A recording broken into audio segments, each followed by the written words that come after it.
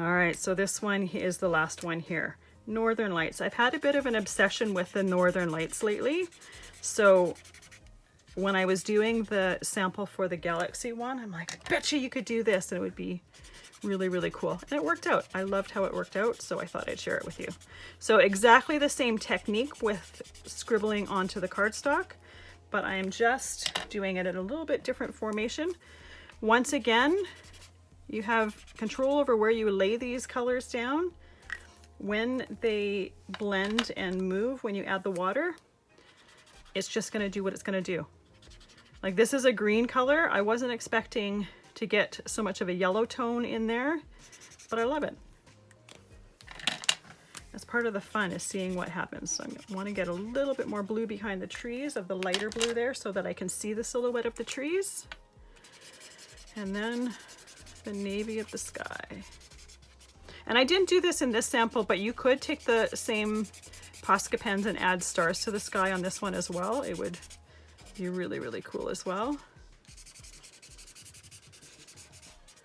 I want to make sure to get a decent amount of the dark ink because I want to make sure to see the darkness of that sky there. And then just for fun, let's add a bit of green right here behind where the trees are going to go. All right, so let's mist it. And once again, the ink is going to do what the ink is going to do. I'm going to use my heat tool to dry it. But isn't that the coolest, the way the ink starts to flow and move? I love it.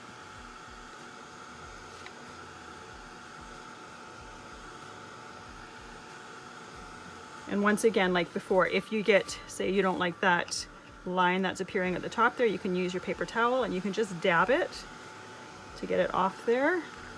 The bottom here, we're going to stamp some trees over there. So you're not going to see what happens over here.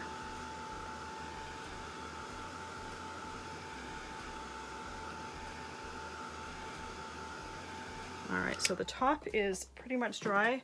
Like I said, you're not going to see what happens here because we're going to be stamping some trees. So I'm just going to dab that off. And I am going to clean my table off here. I am going to use my black StazOn pad with this tree stamp here. Any tree stamp will work. You could even use a stencil if you wanted. I am using watercolor paper, so you'll notice that it doesn't give me a completely solid image. You can see through those trees. And I didn't fix it for my sample because I wanted to make sure to mention it. But what you can do, where did my black go? What you can do is you can take your black marker and you can fill it in a little bit. Or you can use mixed media paper so that it is smoother and you get a better stamped image. That's still a little bit wet, so it's not taking the ink. Or you can go ahead, for this bottom part here, I can go ahead and I can take my black ink pad and foam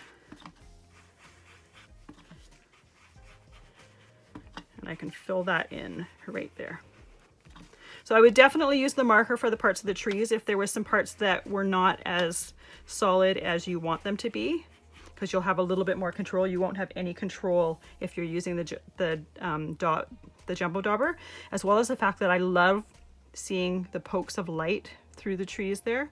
So you definitely want to be able to control exactly what parts you fill in there. Let's put the lid on there, and I've got a different, just a slightly different shade from my sample here, but that's okay. So all I would do with this is put a mat on it, put it on the front of the card. You could stamp a sentiment if you wanted to, but I actually don't think it needs it. I like it exactly the way it is, just like that.